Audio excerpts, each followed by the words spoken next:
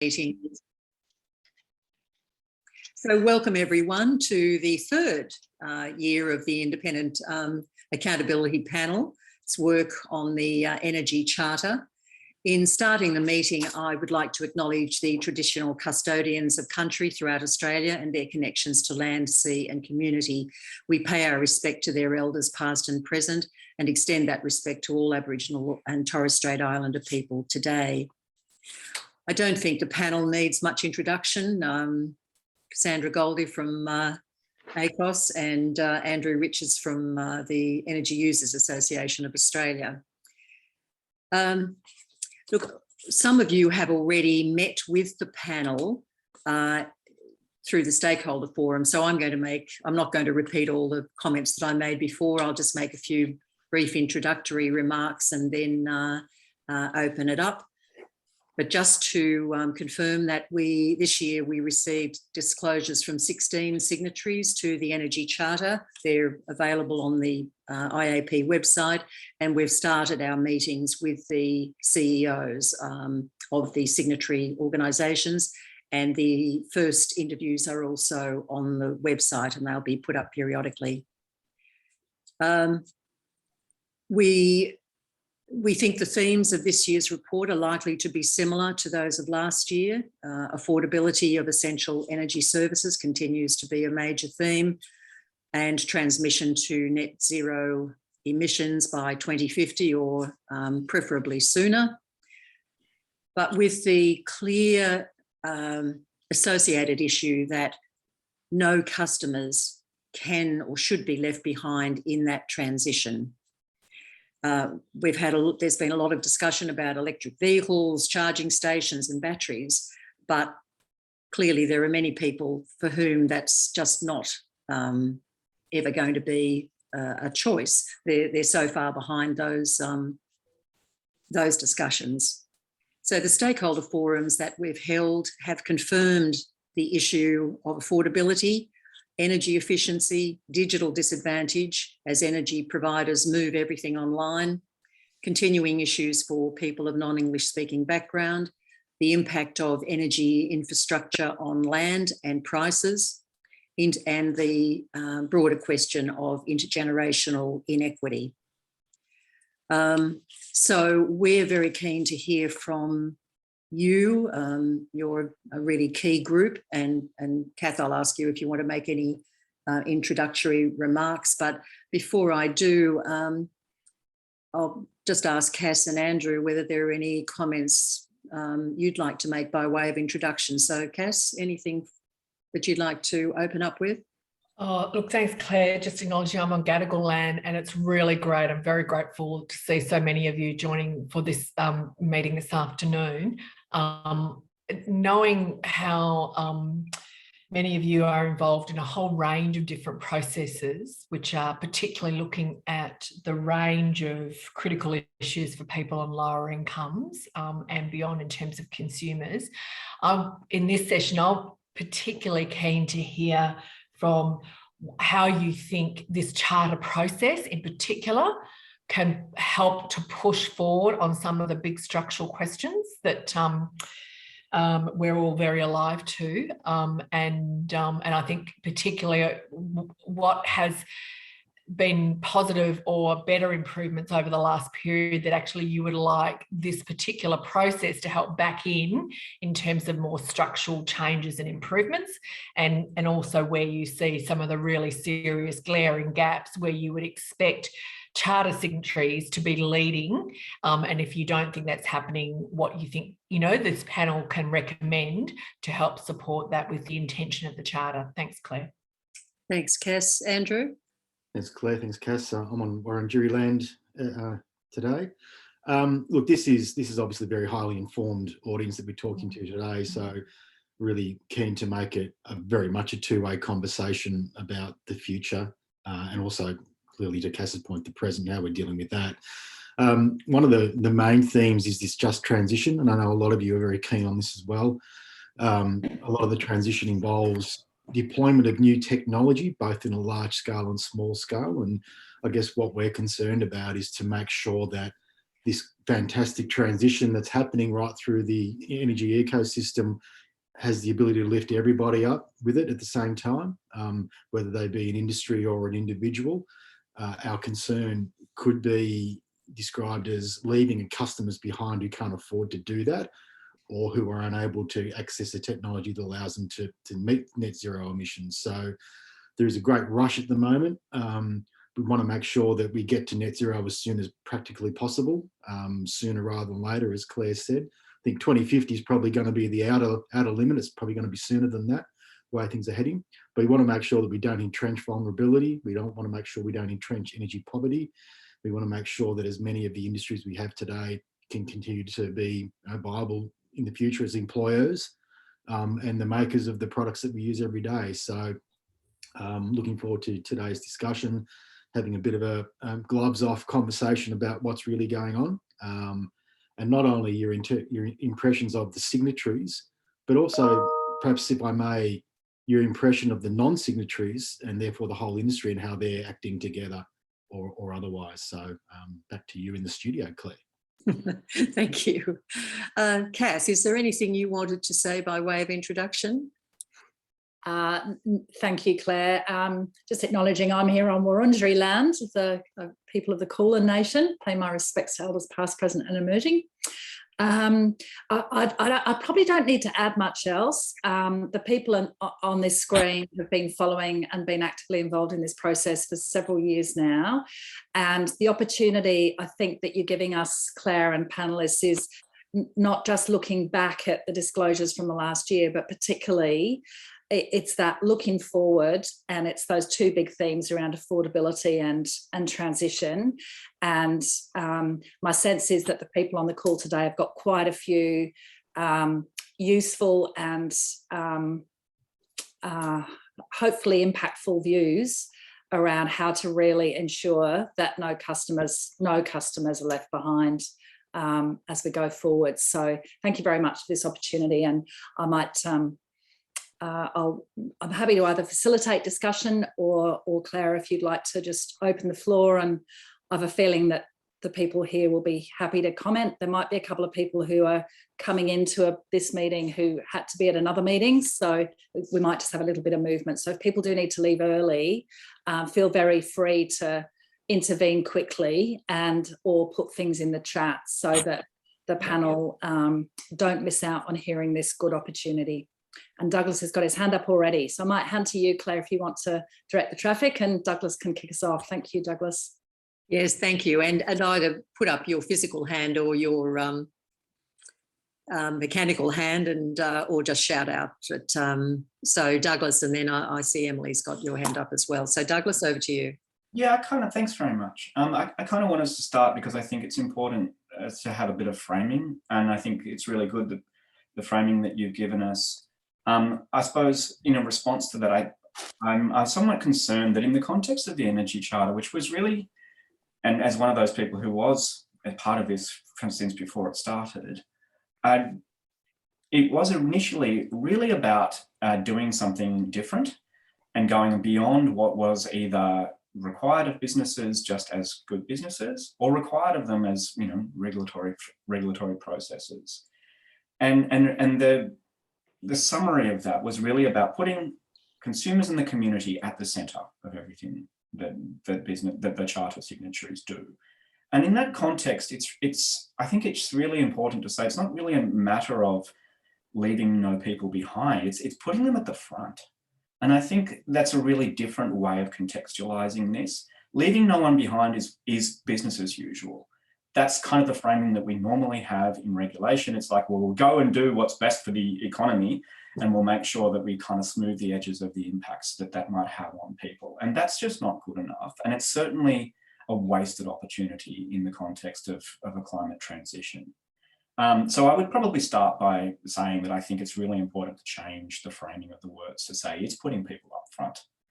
And I think in that context, and it's sort of a really general comment which we've made since the start of this process, and I will confess that I've not read a lot of these disclosures. It's been an incredibly busy time, but I'm willing to bet that this hasn't been addressed because it hasn't been addressed in the 3 years to date. So that there's really needs to be a look at what businesses are doing to change the system, to make systemic changes to the way that they do things that put people at the centre and put the interests of people and the community at the centre. And that's very different to continuing what we do, but doing a few more nice public things that soften the edges of the impacts of what we do. And I think if I was to summarise what businesses have done, charter and non-charter, it really has been a focus on what can we do that is an additional to the way that we do business that might provide more support to people, and that's very welcome, and we will never turn down an opportunity to see more support for people. But that's missing the point, I think. And there has been a consistent failure to really recognise the opportunities or focus on the opportunities to change the way the system either makes people more vulnerable or lifts them up and puts them at the centre. And I think there are opportunities in a climate framework to have the energy industry make people less vulnerable. And it can't solve all the problems, and we certainly shouldn't kid ourselves that it can, but it can do better.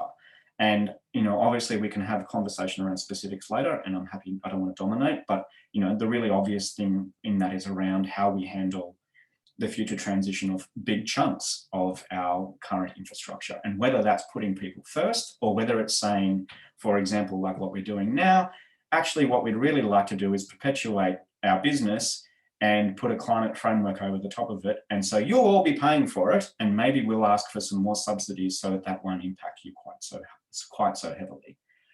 That's an example of what we shouldn't be doing.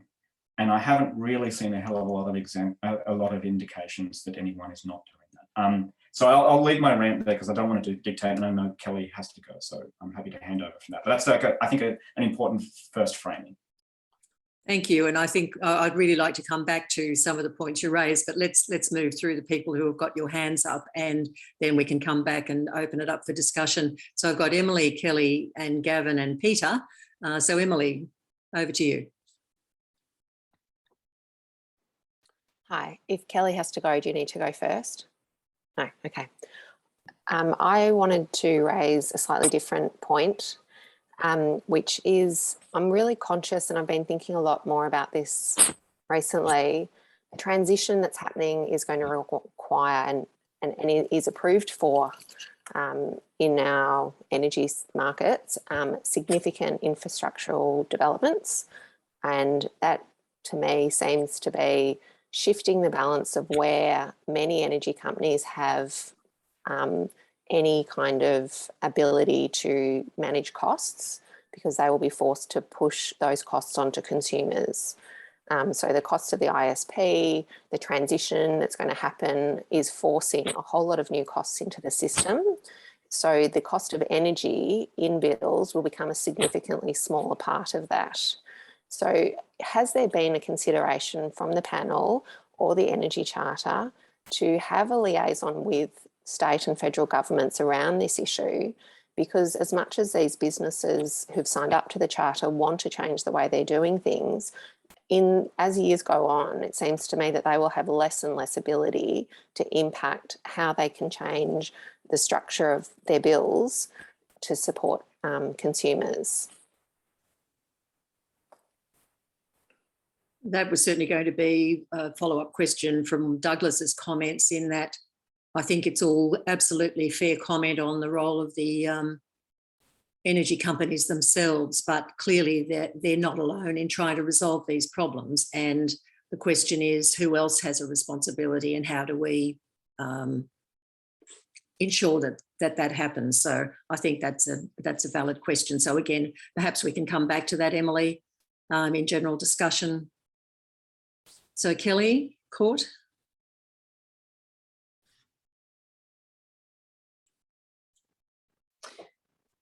Thanks. Sorry, Claire, I think you cut out for me. Apologies, my internet's probably a bit unstable at the moment.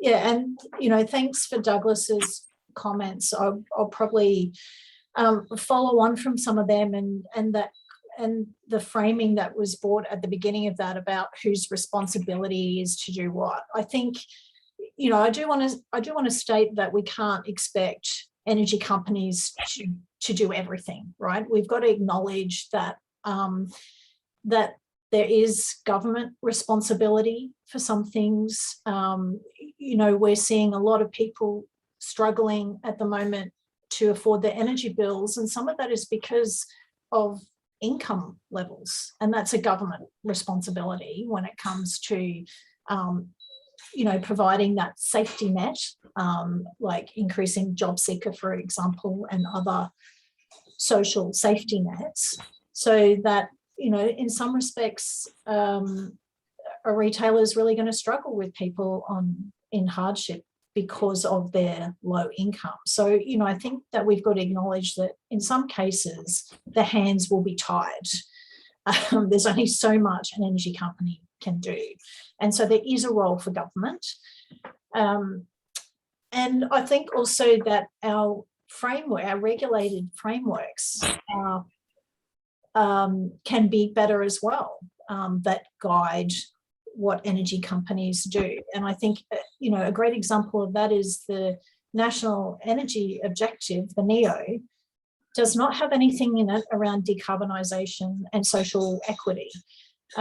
It makes it very challenging, can make it very challenging for us as consumer advocates when we're advocating for these things, when we have a regulatory framework that doesn't include, you know, two really core principles that a lot of people on this call support.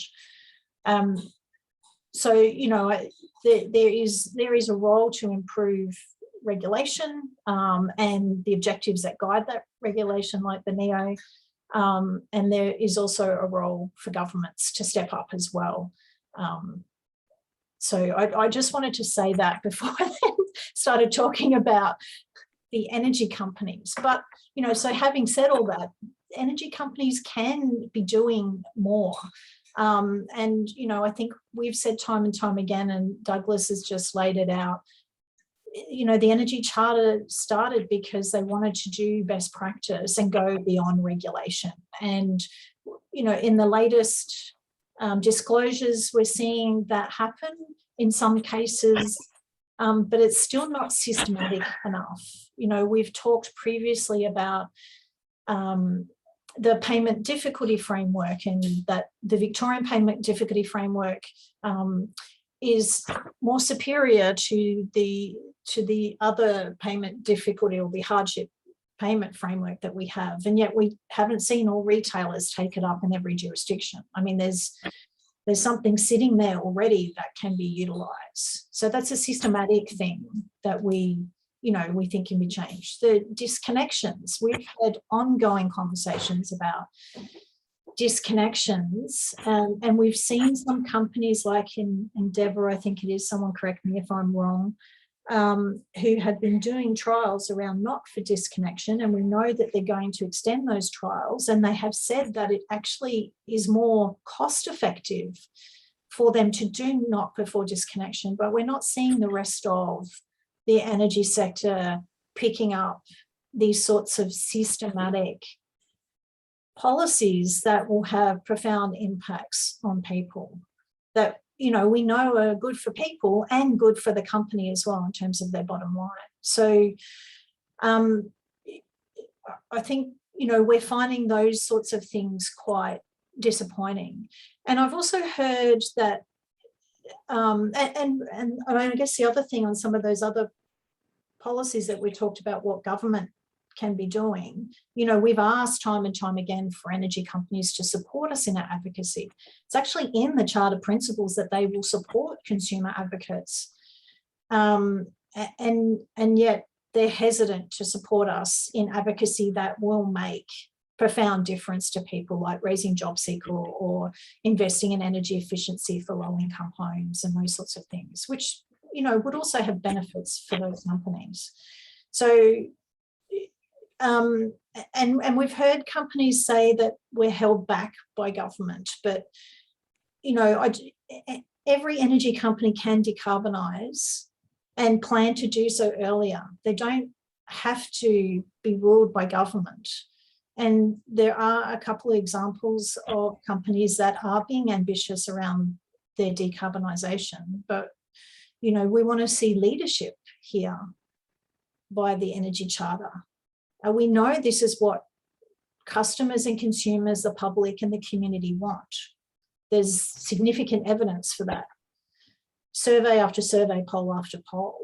So they can be taking a lead in this space. They're not being held back by government. They should be showing leadership.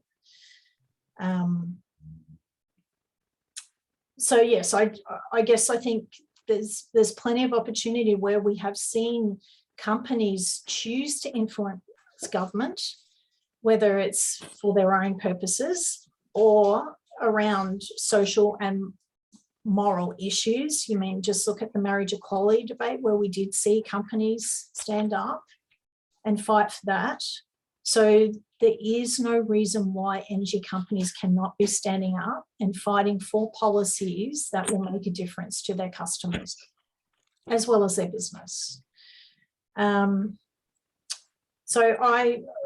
I'll have some specific comments about some other things, but I just wanted to, make those opening comments to build on what Douglas was saying.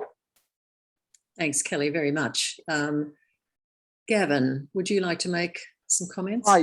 Yeah, no, thanks so much, and good to see everybody. I suppose probably being a little bit selfish here, I sort of, my call to the panel in itself is, this is one point in the 12-month time, but there's all this work that goes on during the year to build out what it is. And so a document that would assist me and hopefully others would be really useful, because otherwise it becomes this point in time regulatory tick, did we do what we did, framing of the document. And so 3 points, and it's probably been said by previous speakers. And the first one is crafting a piece that signals to the CEOs that we're looking for culture change, I think is really important, because they can just get better at regulatory tick box and see this as a regulatory framework, when fundamentally for me it's about having a systemic culture change within the organisations, and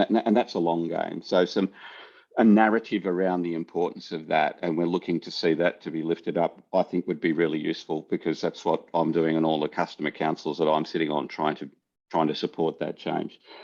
The next one, which is lifting up what Kelly said, something about the broader public policy context that they're operating in, and possibly lifting up about lost opportunity, wasted resources, and governments and others, if they lent into this, it would be beneficial for them, because there's less resource needed, because we've got an industry moving, but it won't always keep moving. It can't always keep moving. It might retreat. So them leading in actually builds it out. So some narrative like that. Here's an opportunity, people, you don't miss it. And then the other one, and it comes back to the future piece, it's the electrification of everything, which is coming. And within that, I think that there's this one point of failure,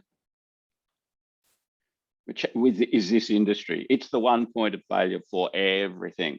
And so within that piece, it's about the depth and breadth of responses, and that richer, bigger understanding about everything, which probably leads to more collegiality up and down the supply chain and a number of other things. But putting them on notice for that electrification, one point of failure, you think it's tough now, you'd want to really lift your game, because it's going to get a lot harder. And those three themes for me, if it's possible to lift those up, it gives me something to work on the foundations of future outputs. Thank you.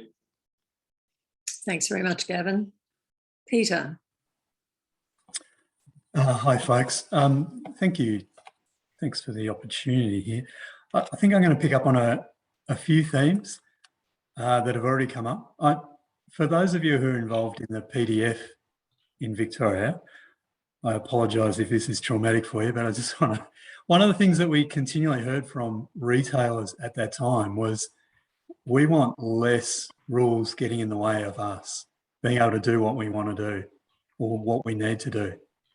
So their approach was very strongly about we will, if you get out of the way as a regulator, we get the liberty to be able to innovate. And when I look through those disclosures and when I look through what we're seeing within our energy programs, we're not seeing that, or very, very rarely.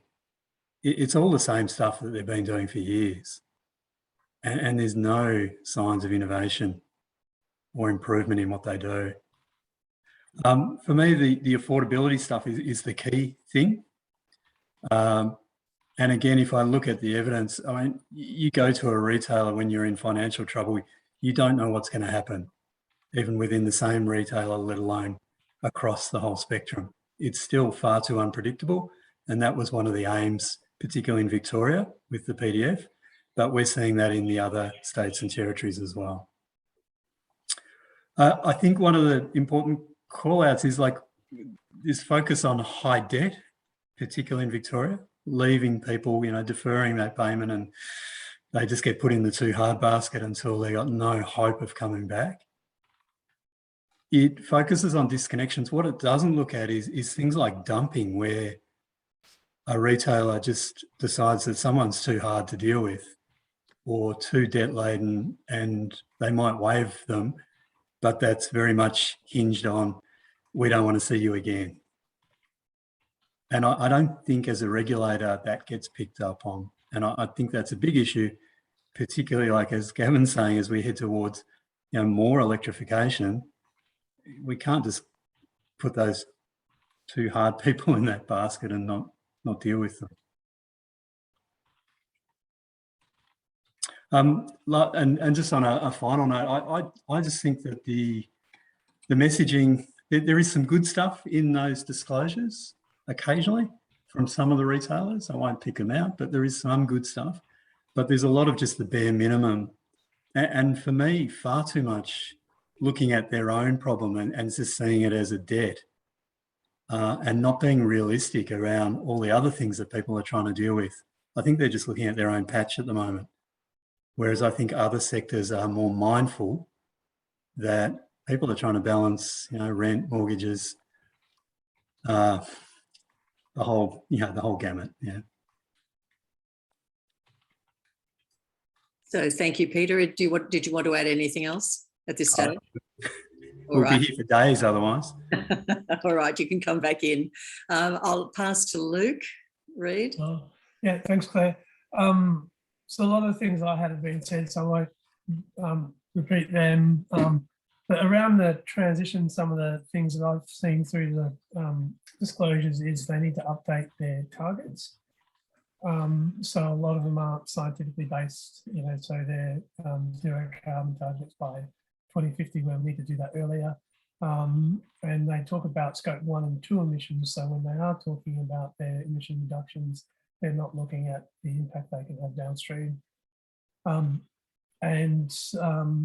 Around some of the transition stuff as well, is this connects with the idea of linking with consumer advocates and assisting community organisations around some of the programs. So Uniting does this work with doing energy audits and that kind of thing.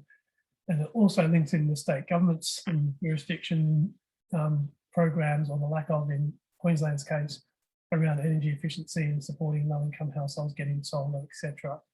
And so they can do more around advocacy, around getting better programs so that we do see better outcomes that they can then do themselves. Around the transition again is training. There's a couple of examples around training of communities that will be impacted. So that links in again with Gavin's point about the electrification. And then the reliance on other industries, on the energy industry to decarbonise and to make sure that's done fairly. So I haven't really seen, I've seen a couple of examples where they have talked about training workers, but that's something that is, you know, bigger than some of the, you know, obviously retailers, but in Queensland where we've got state-owned generators, it's going to be a big issue. I had a look at some of the values, the money that's been contributed. And this is a bit of a cynical approach, but looking at the profit margins of the companies, what they're contributing is actually less than the Robin Hood tax, 0.5 to 1%. So it's not that big. And then the announcement last week of a few weeks ago of the $1.5 million. It's great, but it does need to be bigger.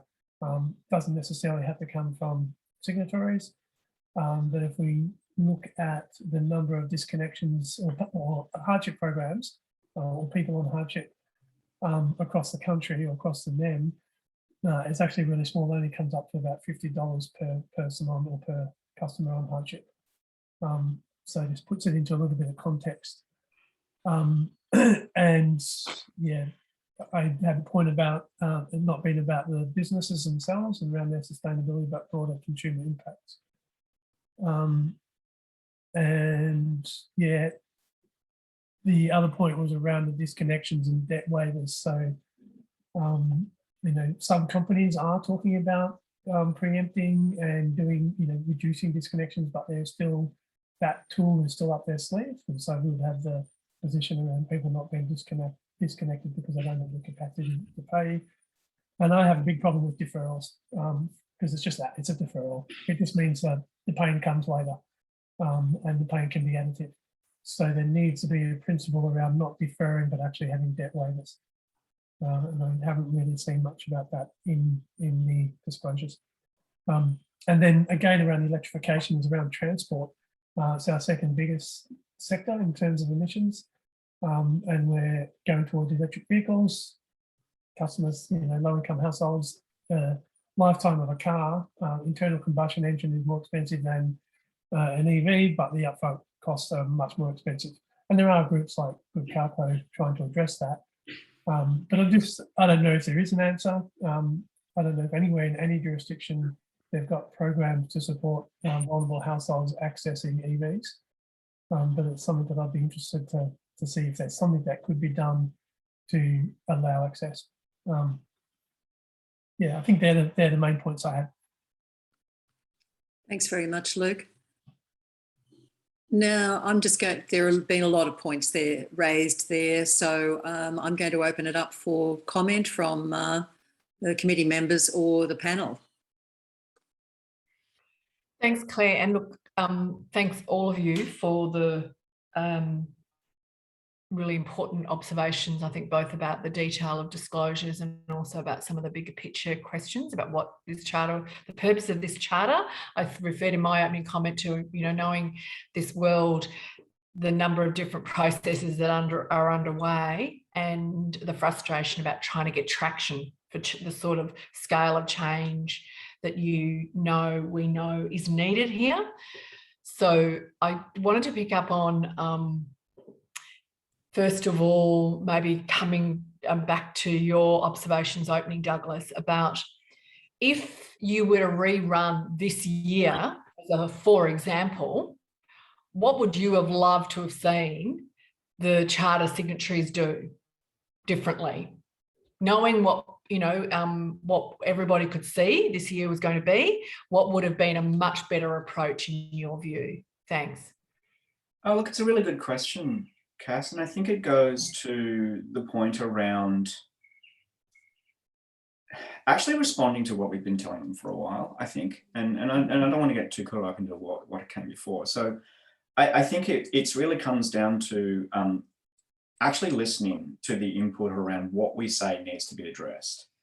And I think there's been a little bit of there was a lot of, we want to hear from you, and there are lots of opportunities for this group and other members to provide feedback to the CEO's group or the working groups. But there wasn't really anything that came out of that, and there was never really a new reflection that what we were saying was being listened to in anything other than a reason to respond with the announcement that I think it was Luke mentioned, the $1.5 million announcement, which I don't know if other people were consulted about it, but I certainly wasn't. And while it was very welcome, it's really just, again, more of the same. And if they'd have asked us, what do we need to do? What do we need to do? Can I just check on that one? Can I confirm, was anybody in this room consulted over that particular package, the 1.5 million? Okay, thanks. Go on, Douglas. Thank you. And I think it might be, and I dare say, and taking on board Kelly's point as to what is the scope of what's possible, Just because we have a list of what we think they need to do, from the practical to the ideal, I don't necessarily expect them to be able to do it all, but it would be incredibly important that they ask the question. And that didn't happen. I think there was a lot of, what are you seeing, you know, and then there was very much, there were a number of initiatives which were taken, which if they'd asked us, I would have said, don't bother doing that, that won't help. And there was a network thing that came out of a different, not out of the charter, it was with a number of charter members, and it's been completely unutilized. Now, there was great intent in that, but if they'd actually come to us and said, what do we need to do? What would be helpful? We could have made these things around saying, look, to Luke's point, you're probably going to want to do deferrals, but we need you to do this in order to make sure that that doesn't create a worse problem. And we did tell them this. We told the regulators this. We told retailers this. We said, you're going to want to use deferrals, that's fine, but what you should do is use it as a placeholder, and you need to follow up, and you need to make sure this doesn't become a pressure point for people. And they didn't do that, and that's exactly what happened. And I think it's emblematic of the fact that what I would say is, if they'd asked me 12 months ago, I would say, listen to us, ask us, and then we can have an honest conversation around what's possible, what you can do, what we can support together, because you can't do it alone. We could have gone to government, we can go to the AER, we can do all of those things, to Kelly's point, around cooperating where it's not just onto the energy businesses. And I think that would have been really important. And I do take your point, Gavin, that they were doing that Deloitte study. But again, I think it's important, and notwithstanding the fact that you guys have obviously got incredible amount of experience in that space, I think it's important not to cherry pick who you work with. I think it's important, if you're going to do those sorts of things, to say, hey, we're going to do this piece of research and we want to generate something that can help us inform our responses. We'd like to work with Finis because they're doing this, this, and this. That would be great. That didn't happen. It was just like, oh, now here's this piece of research. There are valid decision-making processes which led to that point, and that's fair enough. But I think it's really important, if you've got a group like ourselves, that there should be a transparency around how you handle these things and use that resource. And if you don't want to use the resource, then, just ban the group. That's fine. I think, to put it in a nutshell, I would have asked us for our input upfront. Yep. Kelly? Yeah. So I was consulted on that package, and what I suggested was to go back to the bigger group to work with people to come up with ideas. But I had also thrown some ideas on the table around working with us around systematic change, in particular around energy efficiency, that I saw that if they had money to contribute, then they could contribute to a fund that could roll out energy efficiency for low income homes, so that you end up having ongoing systemic change. So you're not just plugging a gap for now. And as Luke said, it's potentially $50 per person. That's not going to solve the ongoing problem. So that is what I encouraged them to do. But I know they've clearly gone to individual organisations, because some of the individual organisations are part of the package. But to that research, Gavin, it clearly showed underlying systematic problems, and the solution was one-off things here. And Kelly, if I can just pull out what I heard you talked about in terms of systemic changes. One was the adequacy of the income, that's the job seeker bit. Yes. The second is their influence to have large scale intervention on energy efficiency for low income households. Yeah. Yes. The NEO, I'd love to capture some of what you as a group see as the big levers that charter signatories could use to get the scale of change that you're talking about, both culturally and also in terms of systems that are driving inequalities and deep inequities. And you can, where they're here now, and we're all aware they're only going to grow further if we don't tackle some of these structural arrangements, but also focusing on company behaviour as well. So there's the two parts, really. Yeah, that's right. So supporting calls for income support, which we have talked to them about, and they've declined. And the energy efficiency work as well. So either support the advocacy or you know, they could have put up 1.5 million and joined us in a call to governments to say, we're willing to put money in if you also put money in, and together we can come up with a package that is going to have sustained ongoing impacts. Yes, and how powerful would it be for the Energy Charter and consumer groups to go to governments and regulators to change the NEO? You know, there are things we can do together. And, you know, as Douglas said, around the disconnections and the payment difficulty, I mean, Douglas led a process with some of the members in this group around a best practice guide for payment difficulty, which the Australian, the AEC has picked up, but we would love to see Energy Charter members pick that up and implement it as well. So, yeah, I think there's a lot we can be doing together. Thank you. I see hands from Lucy. Did you want to say something? You had your hand up before. No, that's okay. Don't worry about it, Claire. Thanks. All right, that's fine. So thank you. I've got Jeff, Robin, and perhaps Luke. I think you. Thanks. So Jeff. Oh, yeah, Jeff from ACT Council of Social Service. Yeah, and just on that $1.5 million announcement, I guess the thing that was kind of worrying to us was that it was a re-announcement of something in terms of the ACT that had already been done, and it was very hard to unpick, as with a lot of things, which part of that was actually government kind of led and also government funding, because the particular ACT part was a co-contribution utilities hardship fund where government pays half, the utility pays half. So yeah, that was something that just to flag that in terms of that particular announcement, that it might have been including things that were already there. And I guess more broadly, even like, as I say, and when I talked to you in the ACT New South Wales one, it's hard to unpick a lot of the stuff in the actual AGL, for example, disclosure that isn't already in, as Douglas kind of flagged, stuff that's already required more or less of the retailers in this particular case.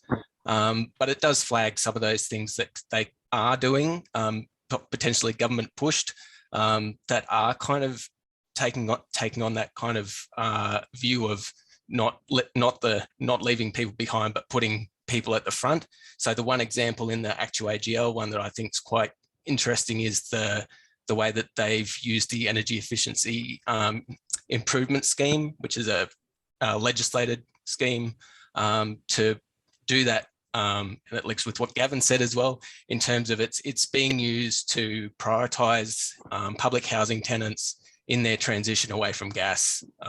So it has a really huge kind of triple benefit for those consumers in terms of lowering their bills, in terms of getting away from dual fuel, having energy efficient appliances installed, which again improves lowering the bills, but also overcomes that poverty premium that people face in actually covering those upfront costs. So I think, and kind of links with what Kelly was saying, I think if there's some further work that the retailers or other energy businesses could do, as with the National Low Energy Efficiency scheme, then yeah, that's something that I'd definitely be keen to see to push them in, and whether that's a co-contribution thing again.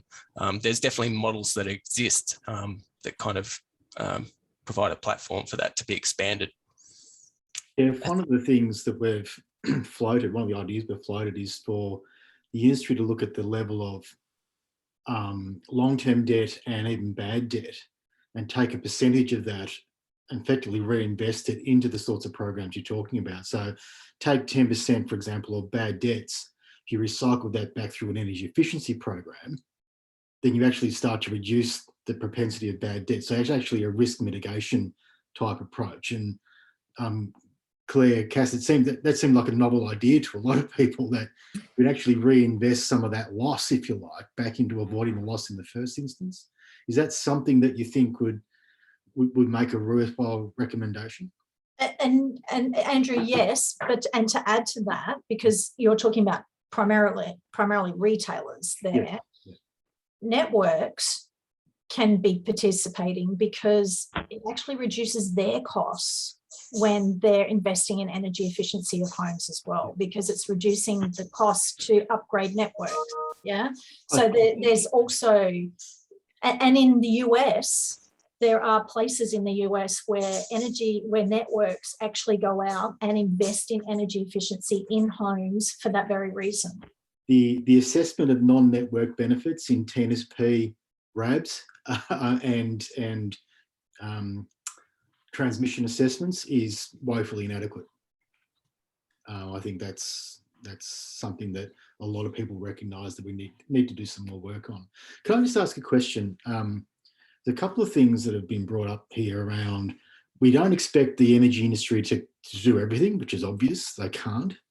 But then there's a movement to try and get them to be more involved in social policy outcomes potentially. I guess where is that balance? And I'm wondering, because that happy medium seems to be pretty fuzzy for me as to where that crossover is. Is it worthwhile then going through an exercise of actually scoping this out? I know a lot of us have done co-design work with networks in particular around price resets, and they're very clear around what's in scope and what's out of scope.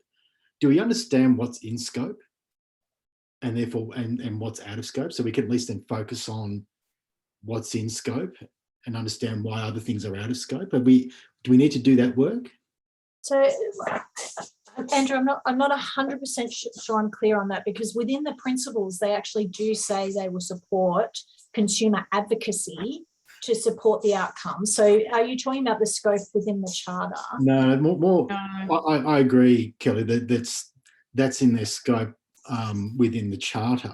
But I'm thinking more around the NEO, for example. Yeah, so the example I'll give you, and it goes to my point about they don't have to be held back by the NEO and by government, right? So as you're aware, Andrew, and Cass and many others here, we just went through an 18-month process around access and pricing. So we successfully got up a rule change that went to the heart of equity.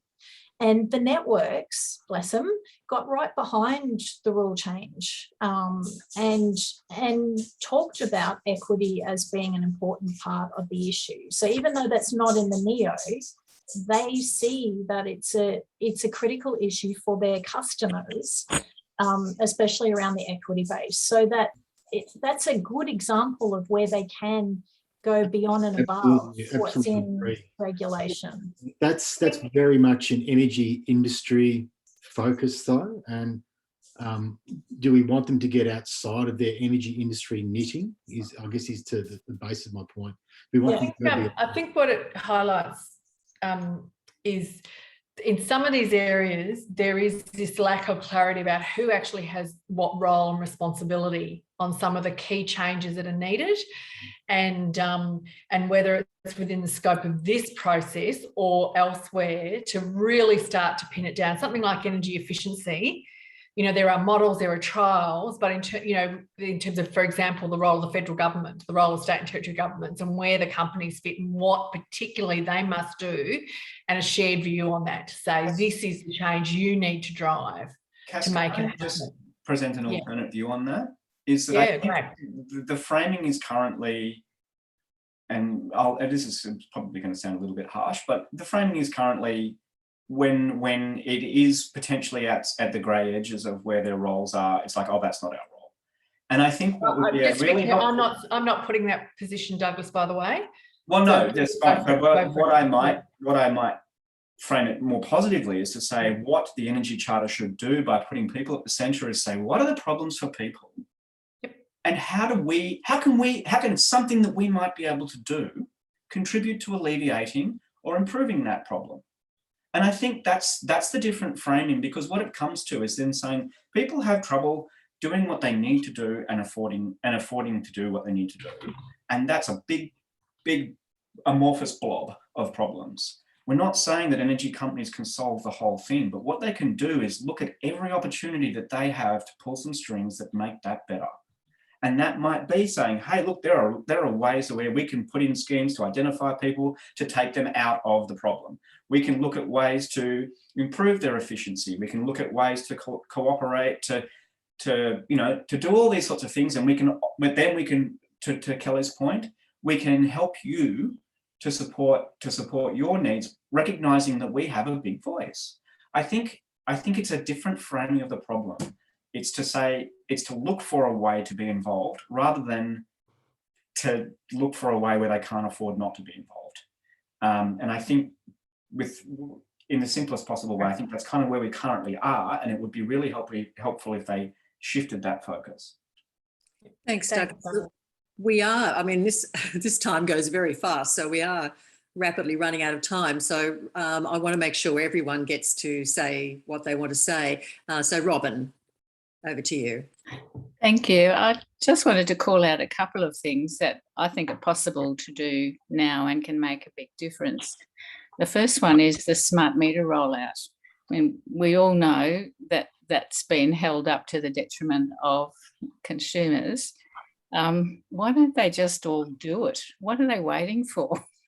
They can all get together and do a smart meter rollout. I can't see the hold up. So that's one possibility on my list. The second thing was, we talked earlier, somebody mentioned the cost of all of the new infrastructure and how consumers are going to bear that cost.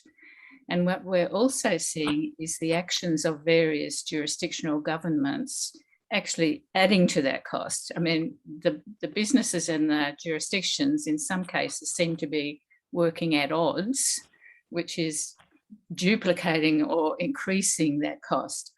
I'm not seeing any really innovative discussions between the businesses and the jurisdictions to say, how can we all do this to the benefit of customers in a better way and minimise the cost? So I'm not seeing where those discussions are being held.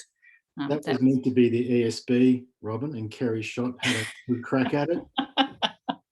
Yeah. And now she's gone. So that's right. The only adult in the room, unfortunately. But yeah, no, that is a significant issue, Robin, and and with that comes a reduction in governance of the national electricity market as well, and that's a real worry. It should be a real worry for many consumers, because we are losing transparency and control over costs. I'm not sure that the jurisdictions are aware how much impact on customer bills their decisions are having, and I think that could be a role for the energy businesses to put that on the table, and to educate a lot of their customers about it as well, because that's where the pressure will come. Yeah, and I agree with everything else that's been said. Thanks. Thank you, Robin. Luke, did you want to add something? Yeah, mine was just about, Cass's question around, what does it look like in terms of a bit more pointy-ended actions. And I'm just sort of thinking about, the nils loans and how a lot of the people in the worst case situations can't get it because they can't demonstrate they have the capacity to pay. And we had the example in the 2011 floods where Origin bought 4-star fridges for a lot of the households that had their fridges destroyed. And so then when we started talking about changing deals, customers were like, well, they helped me out when I really needed to, so I'm going to stay on their rubbish deal for now. And so there's a benefit for the retailer. So the idea is, having, energy efficient appliances paid for by the retailers for the customers in the worst situations on payment plans and hardship, etc. And just, in terms of state jurisdictions, we've got the case in Queensland where they've just announced a climate action plan. And in that, they're referring to the solar for renters program, which they themselves stopped in 2017. So it's kind of a bit ridiculous. So I kind of think that's an opportunity for retailers to, one, then keep customers on board, because those customers would still be using power to run those efficient devices. That's just one idea. Yeah, I think that was all I had. Thanks, Luke. Other comments as we rush through to the end? what I would really invite everyone to do, this has been such a strong discussion, both conceptually about the Charter as well as specific issues. We would really, and I always say this with some hesitation to very hard-pressed advocates, if you would like to make a written submission as well, we would really welcome it, even if it's just in dot point form about key points that you think we should take into account. The process of the Charter, the individual issues, things that you think we should really highlight, what you would like to see, what you would expect to see in our report this year. We would really welcome that, just some pointers to put it down and send it off to our website. Robin, back to you quickly. Sorry, I did have one more comment, my standard comment. I'm still concerned about embedded network customers who are missing from this whole conversation. Thank you. Thanks, Robin. That was on my bingo card. I got it now. Kath, did you want to? Look, I did. I just sorry, that was Kath, not Cass, but go. Oh, Kath. there you go. If I could just say something and then over to you, Kath. We didn't really spend that much time on the very serious questions about the transition.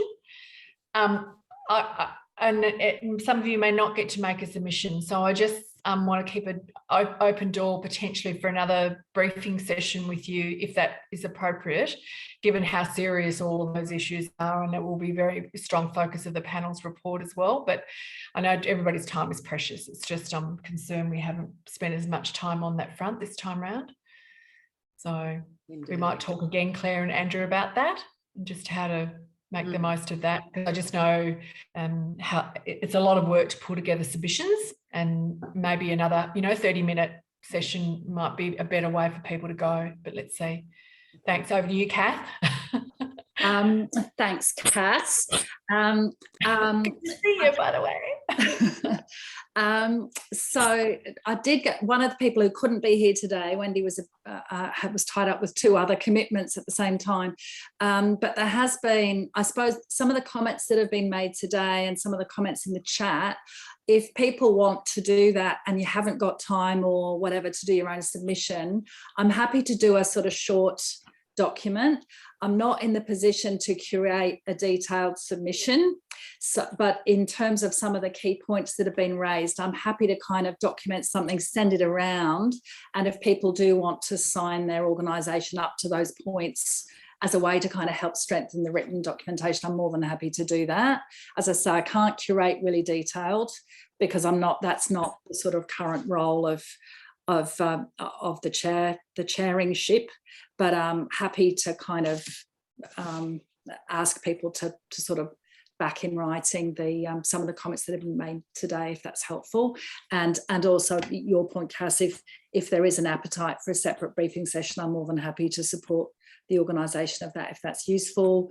And also there is, of course, this year, rather than previously where at the end of the process, the discussion about where to next happens early in the following year, what we've done this year, we brought it forward so that the meeting with the industry working group, the panel and EUCG is going to be in December before everyone goes on, everyone goes on the break, just to try and bring that forward, to try and help us look forward instead of spending our time remembering backwards. And that really came out of, in terms of feedback to this group, that came out of a recommendation from members of this group saying that there's really a need to try and focus the conversations to look forward rather than continually looking back over the shoulder. So, Luke, did you want to have the last word? Have you got your hand up? Legacy hand. Thank you. Okay.